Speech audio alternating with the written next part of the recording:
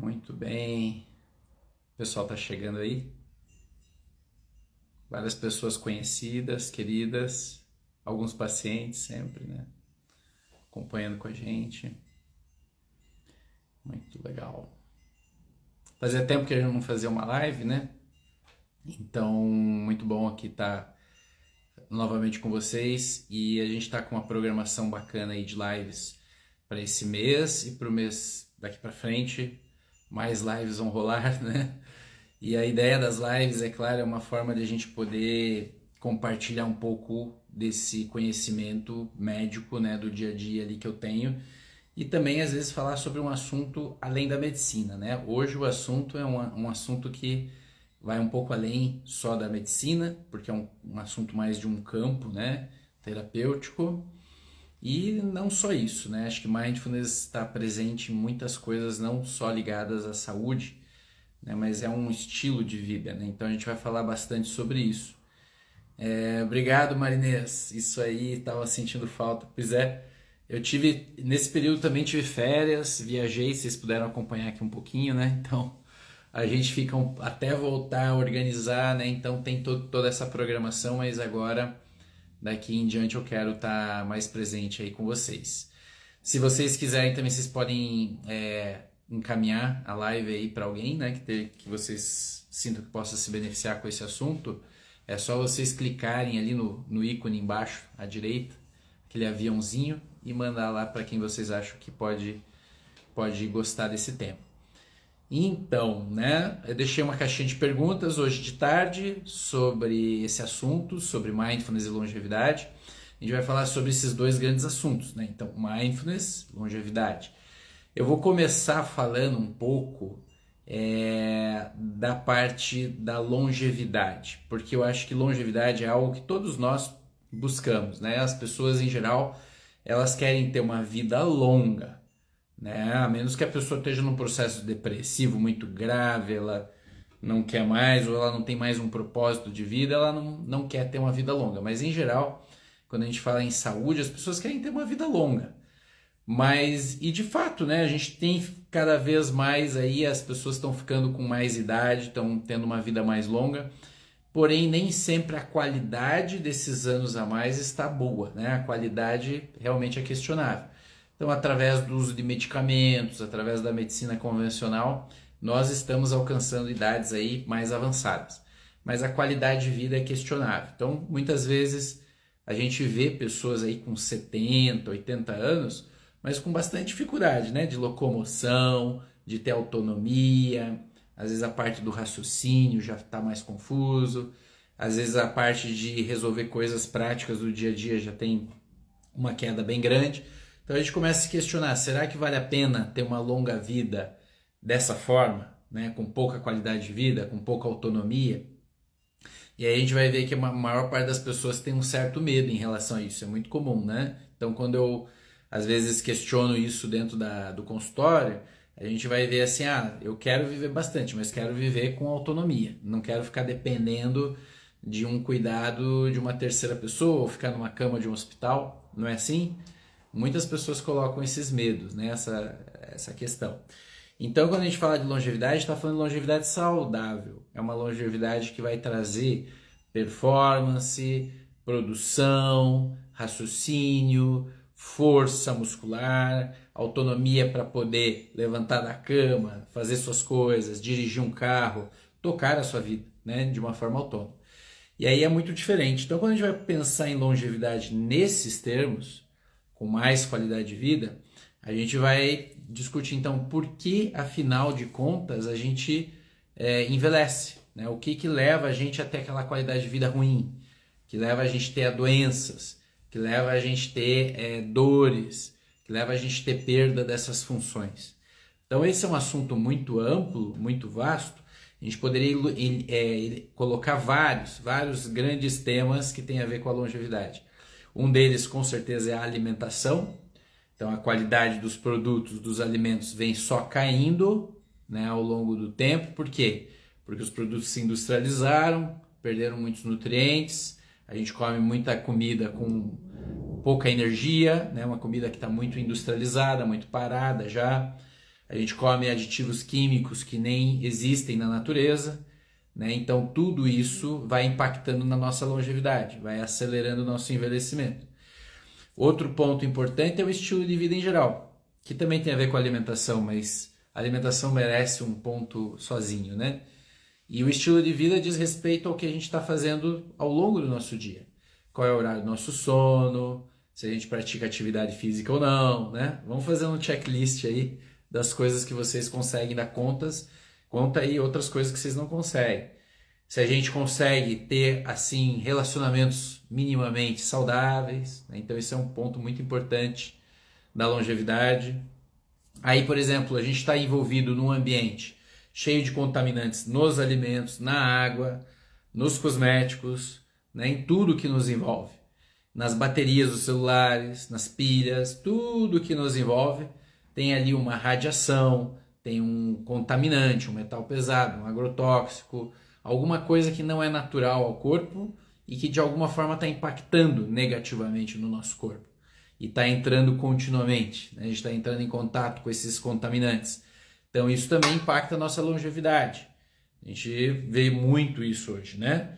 Que as pessoas passam a ter muito problema metabólico, muitas doenças, muitas vezes não pela doença em si, mas pelo que causou ela, que os contaminantes estão aí para isso, né? Então eu falo de câncer, de doença autoimune, os contaminantes têm um impacto muito grande nessas questões. Então é um tema também que impacta na nossa longevidade. Aí a gente vai ver outras coisas, por exemplo, a própria genética, né? Alguns poderiam falar, doutor, mas eu sou de uma família longeva, eu sou de uma família que as pessoas vivem até os 100 anos, até os 110, então tá tudo bem, né? Não é bem assim, né? Então a gente vai sempre lembrar que a genética, sim, tem algum papel na questão da longevidade. Eu vou falar sobre alguns mecanismos genéticos aqui, mas a gente sabe que o gene sozinho é muito fraco. 10, 15% dessa longevidade, 10, 15% da nossa saúde ou doença. A maior parte do que acontece com nós tem muito mais a ver com epigenética, né? Que é esse gene dentro de um ambiente, dentro de um estilo de vida, dentro de um nível de estresse, dentro de um contexto. Aí ele vai ter nessa questão epigenética, o gene dentro de todo esse contexto. Então isso impacta também a longevidade, a genética. E eu coloquei em especial um item aqui que daí tem a ver com mindfulness, que é a questão da saúde mental. Hoje é um grande tema, né? É difícil pessoas que não se identifiquem que são ansiosas, né? Muito raro hoje você fazer um questionamento aberto. Coloco para vocês aí que estão me acompanhando. Quem de vocês não se identifica como uma pessoa ansiosa? Né? Coloca aí. Vocês se acham ansiosos? Escrevem aí no chat. Porque, em geral, o que eu vejo dentro da clínica, dentro do consultório, é que as pessoas realmente, hoje, cada vez mais se identificam com a ansiedade. Então, a ansiedade é uma coisa que se tornou um lugar comum. As pessoas acham normal ter ansiedade. Acham normal estarem estressadas. Muitas vezes fazem de sinônimo ansiedade e estresse, né? Então, Patrícia compartilhou com nós, né? Sim, muito, né? É isso, né, pessoal? Aí a gente começa a se aproximar um pouco de uma área que é muito determinante para a nossa longevidade, que é o nível de estresse, a nossa capacidade mental de lidar com as coisas do nosso dia. Ó, a Marinês falou assim, não sou ansiosa. Ó, é raro, mas tem pessoas que estão tranquilas, né? Mas é muito difícil hoje, cada vez mais difícil, no estilo de vida que a gente vive, com a sociedade que a gente tem, que é tudo muito acelerado, não é mesmo? Tudo tem que ser feito para ontem, as comunicações são muito rápidas, o nível de informações é gigantesco, né? As nossas responsabilidades só aumentam. É muito difícil uma pessoa diante desse cenário que não fale assim, puxa, eu estou ansioso, eu estou estressado, né? Aqui, ó, a Marinês já tá falando dos recursos que ela usa. Ela falou assim, eu pratico yoga 2 vezes na semana. Então isso já é um recurso bem bacana, que a gente vai falar também sobre mindfulness, mas o yoga também tem elementos de mindfulness na prática, né? Então tem alguma coisa que acontece ali na prática de yoga que faz a pessoa lidar melhor com os pensamentos, com as emoções, com o corpo dela.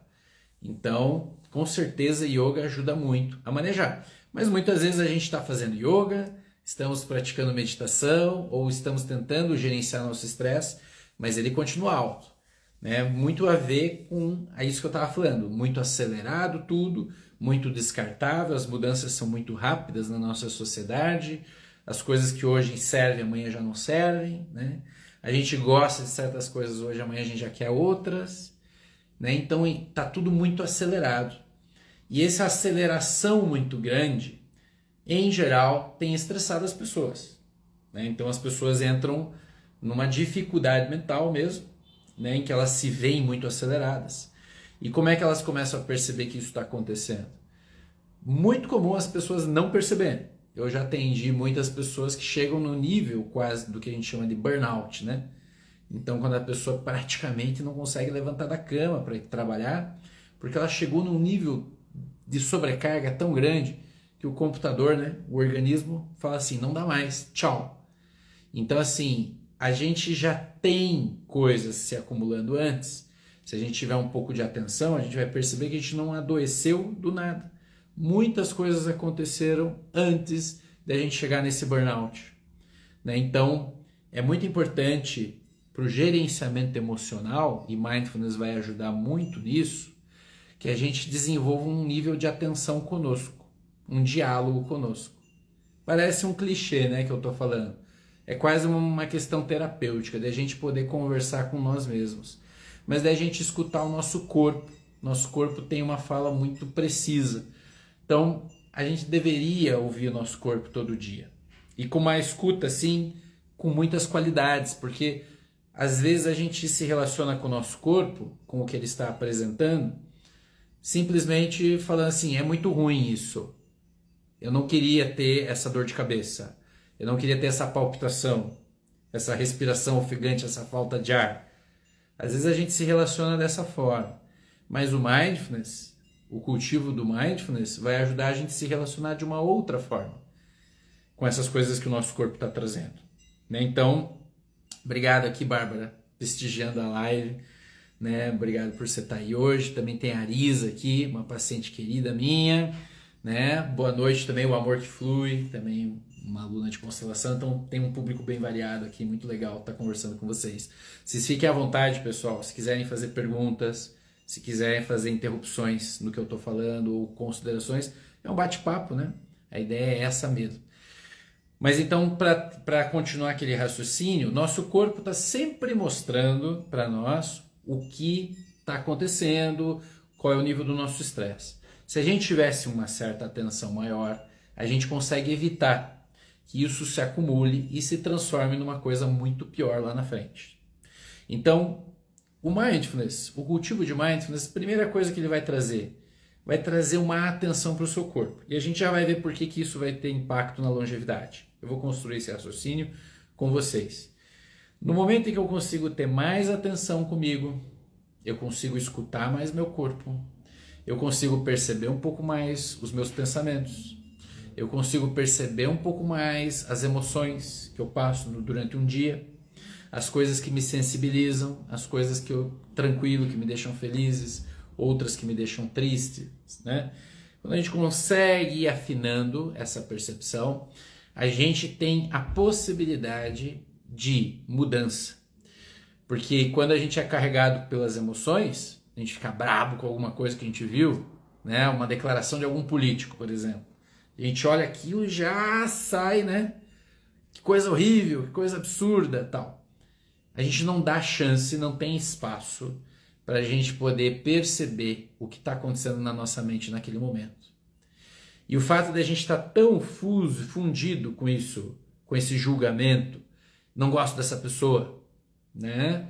Quando a gente olha assim uma declaração pública de alguém, não gosto dessa pessoa, quanto mais grudado eu tiver com isso, mais identificado, mais reativo a esse processo, mais estresse nós vamos ter. Então, na realidade, esse jeito que a gente criou de olhar as coisas e já sair julgando é um jeito que nos traz muito estresse, né? Então, nos traz muito desgaste. Porque nesse momento em que eu falo assim, eu não gosto disso, eu me oponho a isso, você já gera uma resposta fisiológica de estresse. Você faz teu hipotálamo, estimula a tua hipófise estimula lá as adrenais vão produzir cortisol, hormônio do estresse, adrenalina, toda a tua parte digestiva, o nervo vago vai ficar em suspenso, toda a parte, eu vou fazer vasoconstrição, né? Então eu vou ter mais tensão arterial, eu vou ficar mais tenso na musculatura. Olha quantas reações vão acontecendo no corpo diante de um julgamento, muitas vezes, que a gente faz no nosso dia a dia. Dei o exemplo do político, de uma declaração que você não concorda. Então aquilo impacta diretamente e a gente já se trava. E esse processo que a gente gerou no nosso corpo, ele vai ficar lá horas, às vezes mais do que horas, às vezes mais de um dia. Então, às vezes no dia seguinte a gente vai acordar, vai estar com dor de cabeça, dor nas costas, a gente vai estar meio irritado, já não sabe nem por quê, porque a gente já levantou meio de mau humor, né? Então, tudo isso, o que eu estou falando? Estou falando de estresse. Imagina, isso é só um exemplo, mas no nosso dia a dia nós atravessamos várias situações em que a gente reativa. A gente fala, não gosto disso, não deveria ser assim, tem que fazer de outro jeito. E a gente fica lá brigando com nós mesmos, às vezes com as pessoas. Então essa carga de estresse que a gente não consegue gerenciar muito bem, e ainda na velocidade que as coisas têm, isso vai gerando no corpo o que a gente chama de estresse oxidativo. O que é esse estresse oxidativo? É um aumento muito grande dos radicais livres no corpo, decorrentes do estresse, do metabolismo, sem o corpo conseguir detoxificar, limpar, bloquear esse excesso de radicais livres. O excesso de radicais livres vai levar a um processo de inflamação dentro do organismo, e esse processo de inflamação vai ativar várias vias metabólicas no nosso corpo, em vários órgãos, em que eu vou começar a produzir genes que não são desejáveis para a saúde e vou silenciar genes de longevidade. Olha então o elo, como que ele vai se construindo. De um processo mental, de um processo em que eu tive um estresse mental, uma forma de percepção muito reativa, eu vou atingir a expressão do meu DNA, do que vai acontecer na minha célula do corpo. Então, portanto, é a mente influenciando toda a expressão do corpo. Olha que coisa incrível, né? Porque a medicina clássica, ela acredita que as coisas acontecem no corpo e não na mente. A mente não teria muito valor, ela não impacta tanto no corpo. E hoje as pessoas sabem que a mente impacta no corpo. Então a gente, com esse nível de estresse desordenado, a gente vai ativar todos esses processos inflamatórios, o estresse oxidativo, e lá no DNA, dentro da célula, vamos falar um pouquinho mais ali, dentro dessa célula, a gente vai ter um processo ali dentro do DNA de diminuição, degradação de uma parte muito importante do DNA que a gente chama de telômeros. Então esse termo, talvez é a primeira vez que vocês estejam ouvindo, alguns já conhecem aqui, mas os telômeros, eles estão protegendo o nosso DNA do estresse oxidativo. E no momento em que a gente começa a ter muita inflamação no corpo, muito radical livre, a gente destrói essas defesas do DNA. O DNA fica mais exposto. Ao ficar mais exposto, ele vai, de alguma forma, ser danificado, a célula vai morrer, nós vamos gerar mais inflamação e assim, consequentemente, isso em nível global, envelhecimento, né? Então, perda de função.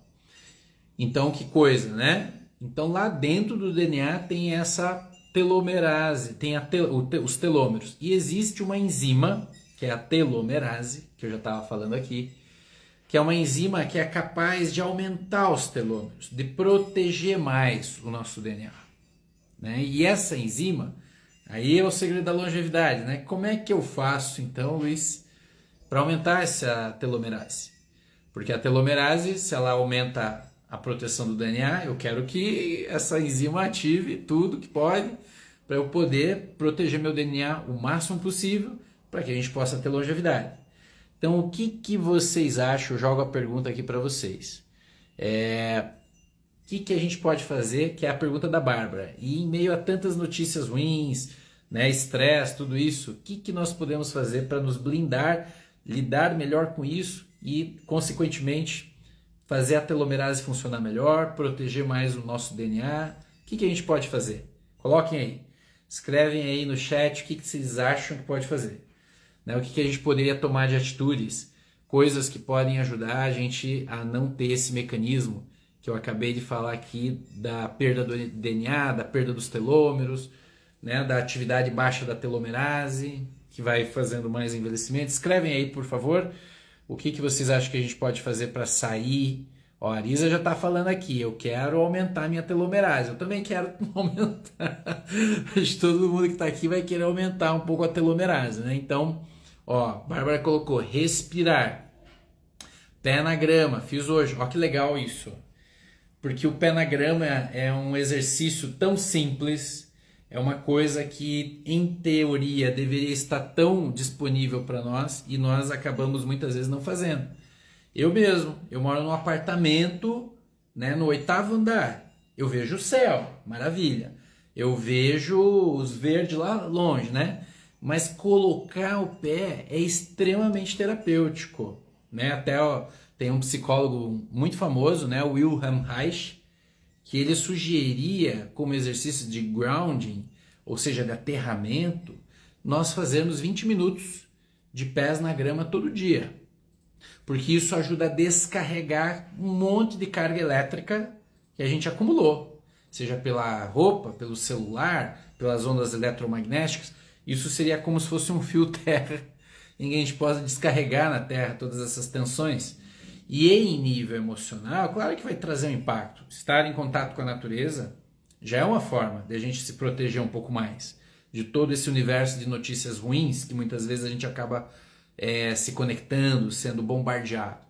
Então, esse exercício é muito legal. O outro exercício que a Bárbara colocou é da respiração. É muito importante tomar consciência da respiração. A gente não precisa fazer aqueles pranayamas do yoga, necessariamente. Se você faz prática de yoga, tudo bem. Pode ser uma coisa legal. Mas não necessariamente. Às vezes a gente não sabe e a gente poderia tomar consciência da respiração. E ao tomar consciência da respiração, a gente consegue notar se nós estamos mais ansiosos, se nós estamos mais tranquilos, o que está acontecendo no nosso corpo. A respiração é um grande aliado para a gente perceber corpo-mente. Corpo-mente. Então, o exercício de tomar consciência na respiração, não à toa, dentro de todos os treinamentos de meditação que existem, né, que eu já tomei conhecimento, é um exercício muito legal, que vai estar praticamente em todas as tradições religiosas, o mindfulness laico, várias abordagens vão falar de atenção plena na respiração. Então, é uma forma muito habilidosa, sim, essa que você colocou. Vamos ver se o pessoal colocou mais alguma coisa que pode ser feita para esse cenário do estresse que a gente estava falando, né? O que é o pé na grama? O pé na grama, literalmente, Arisa. Só botar os pezinhos lá, tira a meia, coloca o pezinho na grama, senta lá um pouquinho no chão, na grama, entra em contato com a natureza, tem um efeito muito interessante. O que mais que a gente pode fazer para melhorar os nossos telômeros, aumentar essa proteção do DNA, aumentar a telomerase, que constrói mais telômero? O que a gente poderia fazer a mais? Né? Ó, a Arisa falou uma coisa muito legal. A mente comanda tudo, né, doutor? É isso, né? Esse é um ponto muito importante que quando a gente entra nessa paisagem que a Arisa está sugerindo aqui, a mente comanda tudo. Realmente, a mente comanda tudo. Então, a mente tem um comando muito forte com o corpo, a mente comanda a forma como a gente se relaciona com as pessoas, com o trabalho, com tudo que nos cerca. Então, levar atenção para a mente é muito importante. Só que a gente não vai conseguir atentar a toda a nossa mente se a gente não treinar com coisas mais grosseiras. Por isso que eu estava falando de treinar com o corpo. O corpo é muito palpável, o corpo está aqui, disponível a todo momento. Se a gente começa a levar atenção para o nosso corpo, o que está acontecendo com o nosso corpo? Olhe para dentro de você, sinta as sensações que estão atravessando o corpo. Às vezes uma sensação de calor, outra sensação mais de frio, uma sensação de coração batendo, um tremor na perna. Tudo isso, se a gente começar a observar, a gente vai começar a desenvolver atenção. E a atenção é uma musculatura, é uma habilidade mental que está muito pouco valorizada hoje. Apesar que as pessoas precisam muito, né? Mas hoje o que se valoriza é a distração, né? Então, atenção, mas a atenção ela é fundamental para a gente poder gerenciar melhor o nosso estresse.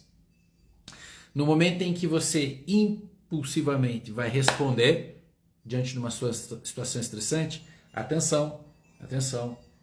Qual é a melhor resposta? Qual é a melhor forma de eu lidar com isso diante desse cenário? Atenção.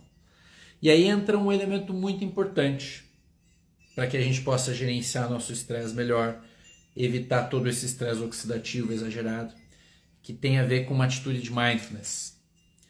Mindfulness é um termo muito amplo, né? Então merece muitas qualidades. Dentro do termo de mindfulness, são muitas posturas internas que fazem gerar o termo mindfulness. Então é muito mais do que atenção plena, porque a atenção é um dos componentes do mindfulness. Mas tem um componente que é central e que diminui muito o nosso estresse e que vai fazer a gente ficar mais longevo, com mais anos de vida, com certeza, que é a habilidade da imparcialidade ou do não julgamento, né? Então isso é uma habilidade mental, é algo que muitas vezes na sociedade não é muito incentivado, porque o importante socialmente é você tomar partido das coisas. Você tem que gostar disso e não gostar daquilo, né? Você tem que tomar partido o tempo inteiro. E aquele que olha para os dois lados, ninguém valoriza muito, né? Até estava conversando, estava vendo uma live muito interessante sobre as redes.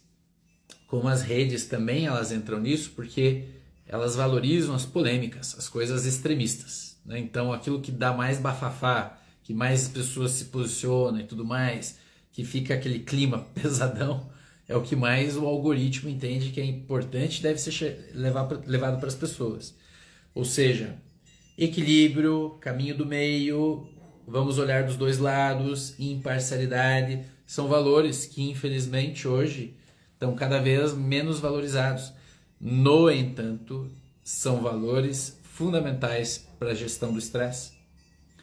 Então, quando a gente consegue olhar para o nosso corpo, para as nossas sensações, para os nossos pensamentos, para as emoções que estão permeando tudo que está nos atravessando, com imparcialidade, ou seja, isso existe, está aqui, mas ok, deixa eu dar espaço para isso, deixa eu olhar isso melhor, deixa eu apenas observar.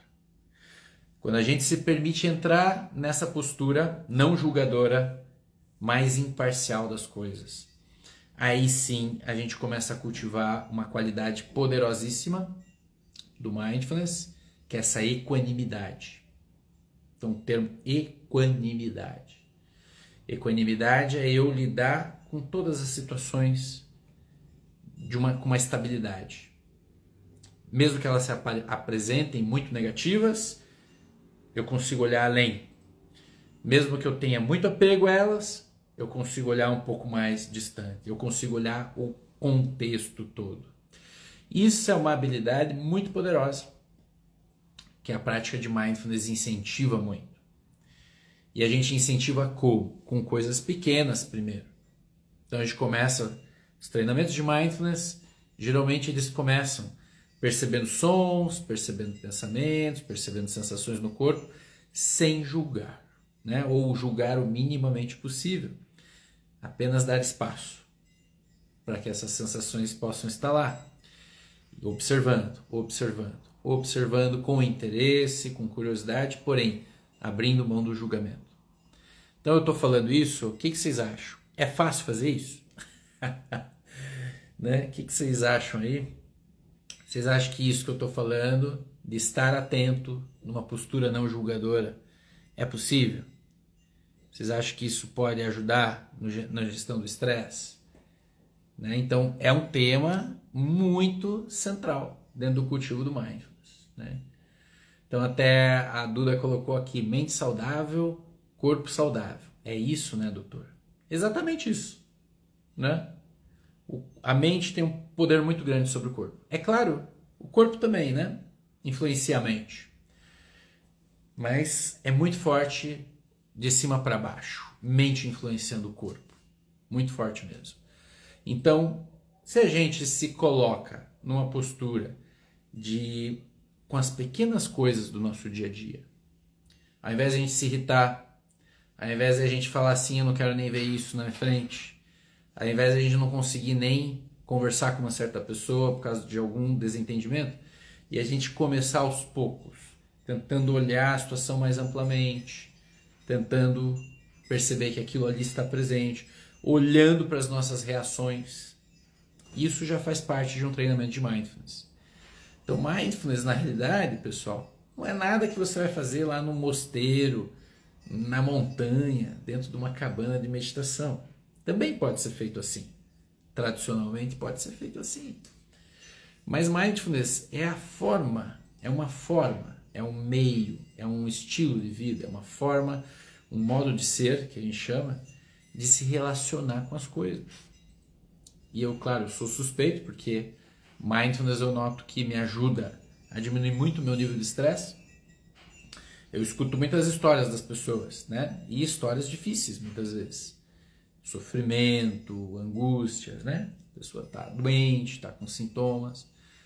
Então, essa habilidade de mindfulness, para mim, como médico, ela é muito central para eu conseguir fazer a gestão do meu estresse. Então, quando eu sinto que ele está um pouco alto, tomo outras medidas.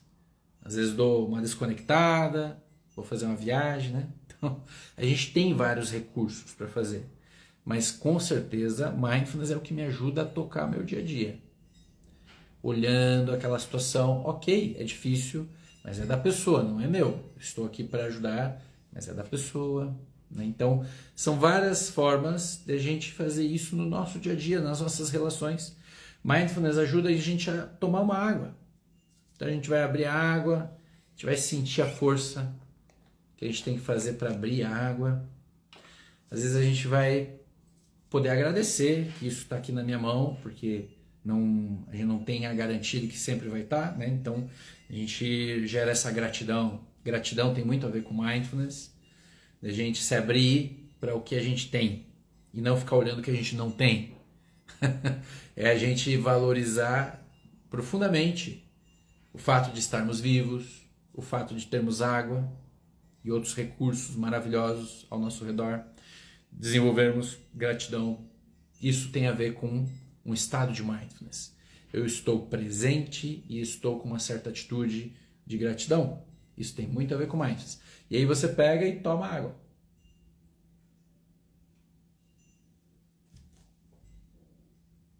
E sente essa água entrando no seu corpo, percebendo todo o trajeto dela. Isso é mindfulness. Porque a gente geralmente pega isso aqui e toma assim. E toca. Está no piloto automático, né? E esse piloto automático faz a gente querer fazer muitas coisas e a gente está entrando no estresse. Então o mindfulness ele devolve um processo, peraí, deixa eu perceber melhor, deixa eu estar nessa postura mais aberta, deixa eu estar nessa equanimidade, deixa eu ser grato por isso que eu tenho. E aí isso, aos poucos, vai permeando, você vai treinando, e isso vai ficando cada vez mais natural, e aí daqui a pouco o estado de mindfulness começa a fazer mais parte da sua vida. E o seu nível de estresse vai assim, ó. Não significa que às vezes você não vai se perder, né? Tem situações que são difíceis para todo mundo, mas você vai perceber que você oscila menos, está muito mais estável, né, com esse cultivo. Tá? E por que isso vai ajudar na longevidade? É óbvio, os estudos mostram que mindfulness, cultivo de mindfulness, ajuda a aumentar a telomerase. Olha que incrível, aquela enzima no DNA que ajuda a reparar o DNA, o estresse oxidativo. Estudos mostram que cultivo de mindfulness ajuda a aumentar os telômeros. E a idade biológica hoje ela é medida pelo comprimento dos telômeros. Tem até teste para isso. Né? Na nossa clínica a gente tem um teste em que o paciente coleta um sangue né, do dedinho, de vários dedinhos, manda para o laboratório vai fazer uma leitura do número, do comprimento dos seus telômeros em nível lá no núcleo da célula. E aí você vai ter uma estimativa da tua idade biológica. Por exemplo, você pode ter 60 anos cronológicos, mas teu metabolismo é de uma pessoa de 90. Você está envelhecido.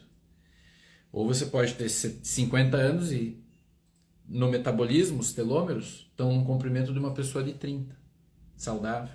Olha que interessante esse exame também, né? Então a gente consegue fazer isso também, né? Mostrando que, os estudos mostraram que mindfulness aumentou os telômeros, aumentou a telomerase. Mas não só isso, os estudos mostram que mindfulness, cultivo de mindfulness, de meditação, desse estado de atenção plena, de gratidão, de estar no presente, de não julgamento, ele aumenta o calibre do nosso nervo vago. O nervo vago é um nervo que atravessa todo o corpo, é responsável pelo sistema nervoso parasimpático, e com isso toda a parte de digestão, de secreções hormonais, de líquidos da digestão, tudo, peristaltismo, batimento cardíaco, tudo que é involuntário praticamente, é responsável pelo nervo, o nervo vago é responsável. E quem pratica e cultiva mindfulness aumenta o nervo vago. E quem tem nervo vago mais ativado tem menos estresse também. Tem uma correlação com ter menos estresse. Mais coisas. Mindfulness mostrou que quem pratica mais mindfulness vai poupar mais os seus hormônios. Nós sabemos que há um elo muito grande entre níveis hormonais e envelhecimento. Começamos a declinar os hormônios, começamos a ter mais estresse oxidativo, mais inflamação, e envelhecemos mais rápido. Se mantivermos os hormônios em níveis ótimos, envelhecemos mais lentamente. Envelhecemos, mas mais lentamente. Mindfulness ajuda a melhorar vários níveis hormonais. O DEA, por exemplo, melhora. Testosterona pode melhorar. Hormônios da tireoide, adrenais, claro. Você vai poupar muito mais estresse. Você vai conseguir regular melhor essa adrenal. E isso vai influenciar todo o metabolismo. Então olha que incrível, né? Por exemplo, a pessoa que pratica meditação e mindfulness vai dormir melhor, vai ter níveis de melatonina melhor, níveis de GH, de hormônio do crescimento melhor. Então isso vai ter também um impacto hormonal que vai ser favorável à longevidade, o cultivo de mindfulness. Será que eu estou convencendo vocês a praticar mindfulness? Essa é uma questão, né? Que essa é a ideia, né? Quanto mais conhecimento a gente tem, mais também a gente se sente motivado a entrar naquela perspectiva, né? Tem muitas pessoas que têm que ser convencidas para poder tomar uma decisão, para poder fazer uma disciplina, uma nova mudança, né? Que nem Marinês colocou aqui, é possível se haver disciplina. Perfeito, porque essas atitudes que a gente falou de mindfulness, elas só vão ter um impacto que eu falei no nervo vago, na fisiologia, nos hormônios, na questão do telômero e tudo mais, se a pessoa tem aquilo como um estilo de vida. E é tudo assim, né, pessoal? Nós somos modulados pelo nosso estilo de vida, pelo que a gente faz no conjunto de um dia, multiplicado 365 dias no ano, multiplicado por vários anos. Então nós somos exatamente o que nós optamos lá atrás. Nós estamos colhendo as opções que nós tivemos lá atrás. Sejam essas opções conscientes ou inconscientes. Muitas delas inconscientes, né? A gente quer ficar bem, mas a gente faz tudo errado. A gente toma umas atitudes que às vezes nos tiram saúde. Então, mas o que está acontecendo com você hoje é o resultado de muitas atitudes acumuladas do passado. Olha que boa notícia, tudo que você vai fazer daqui em diante, dessa live, daqui para frente, tudo que você vai cultivar na mente, nos seus hábitos, na sua alimentação, nas suas escolhas de relacionamentos, tudo, isso vai ter impacto lá na frente, no que vai acontecer com você. Claro, é óbvio, né? É causa e efeito, causas e efeitos. Uma causa, muitos efeitos, várias causas, um efeito, e assim vai. Mas nós somos um fluxo de causa e efeito. E nesse sentido, tomar consciência do nosso processo mental, aí eu vou sutilizar não só o corpo, mas os padrões de pensamento, as crenças que a gente cria, as amarras que a gente, né, coloca em nós mesmos, as prisões que a gente vai construindo mentalmente. Isso é uma coisa que nos aprisiona e nos faz adoecer. Então, muito também do que eu acredito no trabalho clínico é desconstruir um pouco essas crenças das pessoas, né? Porque se ela continuar refém daquela crença, é difícil para ela mudar um hábito. Ela não confia, ela está na zona de conforto, ela acha que é daquele jeito. E o objetivo é ir tentando quebrar para a pessoa ver que é muito maior, que ela pode ir muito além. E o mindfulness ajuda muito nisso. Então, meditar em silêncio traz à tona muitas questões nossas, muitas formas viciadas de ver as coisas, muitas formas, às vezes, não saudáveis de me relacionar com as coisas, né? Sei que está um pouco abstrato aqui, mas vocês podem levar o que eu estou falando para o dia a dia de vocês, para as coisas que acontecem aí com vocês, né? Então essa é a ideia. A Mia está aqui aprendendo muito com o doutor. Obrigado, querida, por você estar aqui prestigiando. Ó, a Arisa colocou assim: podemos aprender a ter disciplina? Sou indisciplinada, sem foco. Então, o que está operando, né, dentro da gente que faz a gente agir de forma indisciplinada, sem foco? Isso virou um hábito, mas tem alguma coisa dentro de nós que age nessa direção. A gente precisa entender melhor o que é isso. Então a gente tem que sentar, praticar um pouco de mindfulness e observar essa nossa tendência. Aí eu nem diria que mindfulness, é uma meditação até analítica, né? Em que a gente está olhando um padrão negativo, no caso um boicotador aqui, né? Que atrapalha a disciplina, que atrapalha eu tomar atitudes favoráveis para a minha saúde. Deixa eu olhar para isso. E a gente olha, a gente vai observando, vai trazendo insights, mente aberta, sem julgamento, acolhendo que a gente está ali entrando em contato. E às vezes algum insight pode vir à tona, ou a partir dessa contemplação nós nos convencemos de que realmente temos que abrir mão de certas coisas, temos que cultivar outras. Porque o fato é, disciplina todos nós temos. Só que a gente tem disciplina para brigar com as pessoas, tem disciplina para comer mal, né? Disciplinas negativas. Temos disciplina para fazer o que a gente faz todos os dias. Então a questão aqui é a mudança do hábito. Mindfulness ajuda muito nisso. Só que para você ter o benefício do mindfulness, você tem que praticar. Então a gente tem que chegar numa conclusão, a gente tem que chegar numa decisão de que a gente precisa fazer, que a gente precisa fazer uma mudança, que a gente precisa praticar. Né? Como eu falo nos programas de mindfulness, as pessoas acham que vai apertar um botão e tudo vai melhorar. Mas na verdade é um cultivo diário, constante dessas atitudes. Então gratidão, atenção, não julgamento. A gente pode exercitar o tempo inteiro. A gente não precisa sentar numa almofada, botar um incenso, tocar um sino tibetano, para daí a gente achar que é a partir disso que a gente vai cultivar. Não. A gente pode fazer isso o tempo inteiro, em tudo que a gente está fazendo. Desde um barulho na rua, alguém buzinou, tal. Ao invés de você se entregar para aquela reação, puta que saco, deixa eu tirar, que merda isso aí, né? A gente entra nesses processos. Ao invés de a gente chegar nesse processo, a gente, opa, é só um som. É só um som. Já passou. E aí, às vezes vem de novo, mais um som. E a gente observa. A gente desativa essa reatividade. Isso é como se fosse um efeito. Quando a gente gruda com as coisas, a gente julga, e a gente sofre com aquilo, a gente fala assim, né? Que é como se fosse um velcro. Mas, né, a gente não está mindfulness, a gente está no piloto automático. A gente julga, a gente gruda e a gente acha que é daquele jeito. Quando a gente consegue olhar uma coisa, opa, soltar, olhar, soltar, olhar, soltar. Isso é um olhar Teflon, né? Antiaderente. Nem Teflon, porque Teflon faz mal para a saúde, mas um olhar antiaderente para as coisas.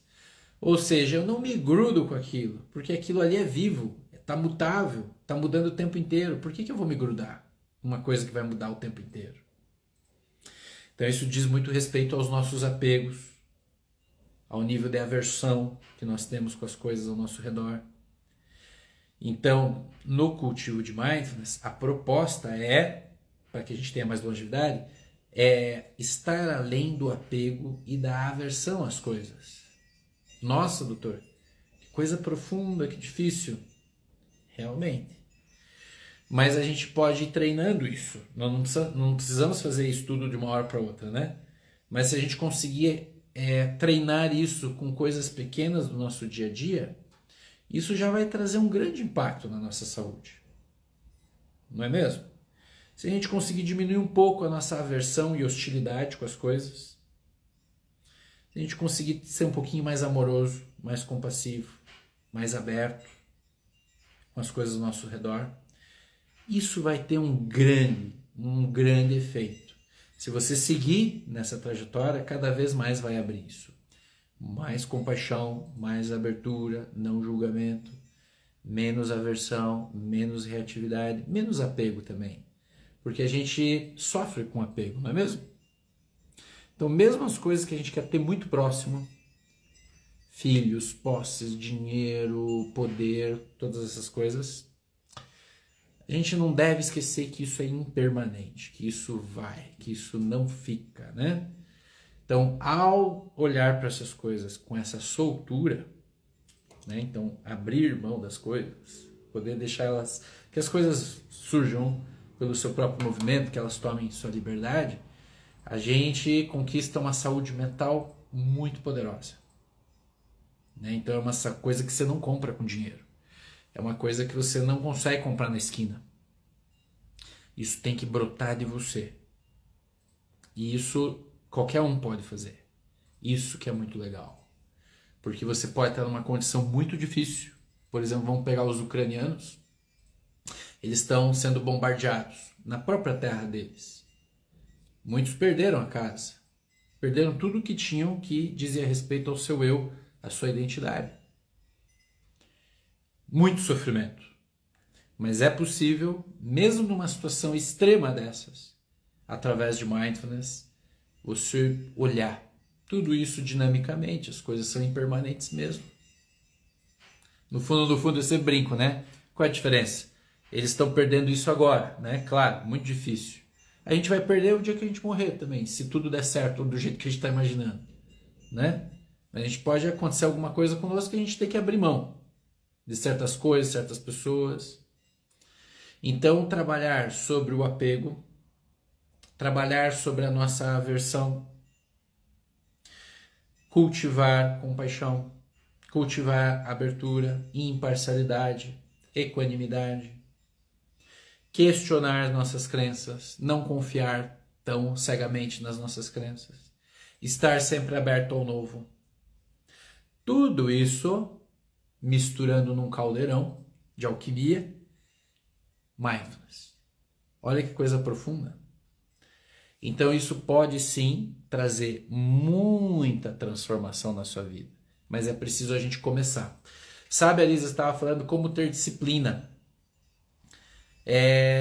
Tem uma frase do Bert Hellinger, pai das constelações familiares, que eu acho maravilhosa, que ele fala assim: ao tomar a ação, ganho algo de presente. Não vai ter presente se nós não tomarmos ação. Nós precisamos nos movimentar em uma certa direção para que a gente possa pôr algo em movimento. Então, muitas vezes, o difícil é a gente sair da nossa zona de conforto, do nosso mecanismo de defesa, a nossa vitimização, tudo que a gente construiu para a gente justificar que o mundo é cruel, que as coisas são difíceis. A gente precisa ter coragem de cortar isso. E a gente precisa dar um primeiro passo. Então, sem o primeiro passo, é difícil ter disciplina. Mas quando você dá o primeiro passo, você vai querer dar o segundo. Mais outro, mais outro, mais outro, mais outro. Daqui a pouco você está com outros hábitos, novas disciplinas. E aí você foi disciplinado. Você conseguiu fazer esse processo acontecer.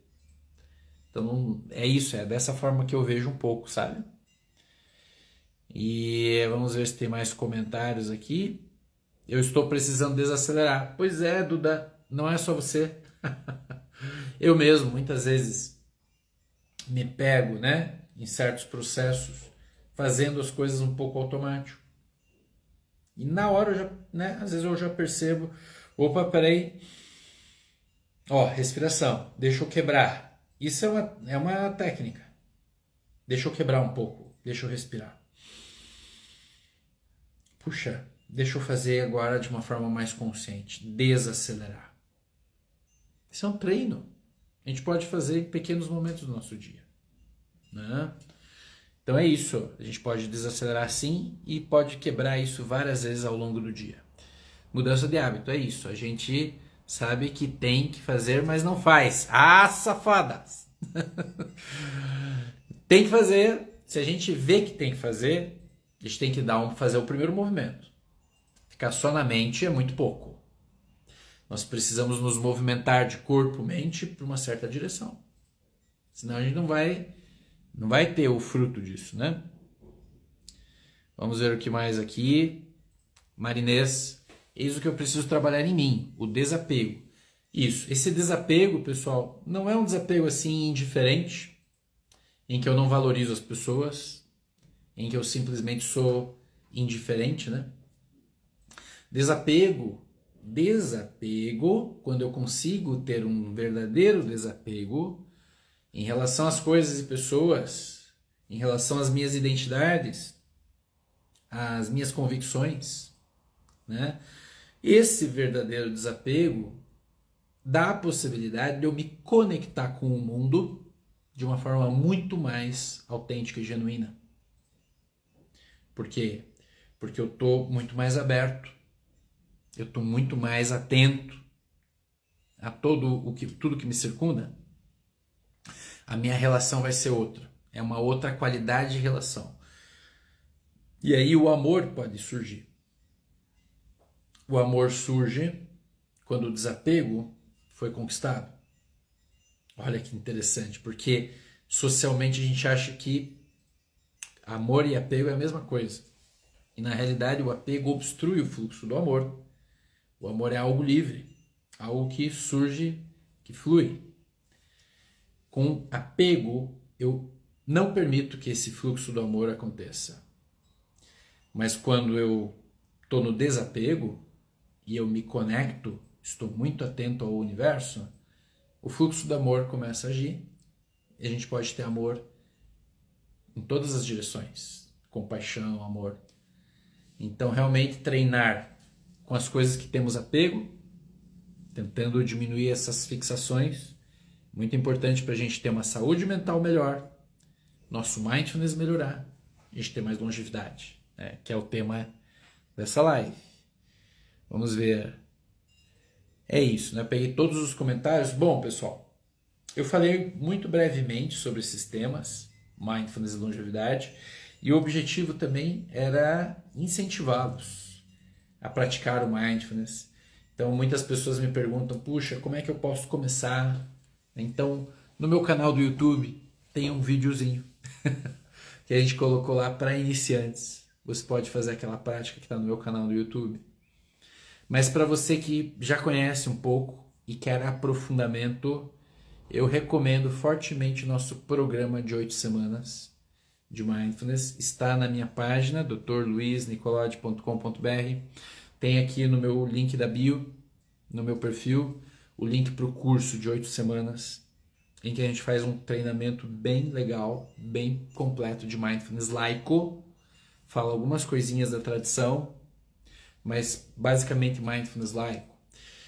Para aqueles que não têm toda essa disponibilidade de fazer um curso de 8 semanas completo, eu tenho ainda um curso de Mindfulness para ansiosos, em que eu coloco 2, 3 práticas apenas, uma para o dia a dia, 2 mais formais, que são excelentes para a gente conseguir baixar a frequência, diminuir a ansiedade, saber lidar um pouco com essa ansiedade que vai surgindo no dia a dia. Também está no link da minha bio, o curso de Mindfulness para ansiosos. Então, tem vídeo para iniciante, tem curso para quem quer começar, mas ainda não quer uma carga tão grande, e tem curso para quem quer um aprofundamento, uma integração maior, um mergulhar no universo de Mindfulness. Pergunta da Marinês. Isso é online ou presencial? Isso é tudo online, tá?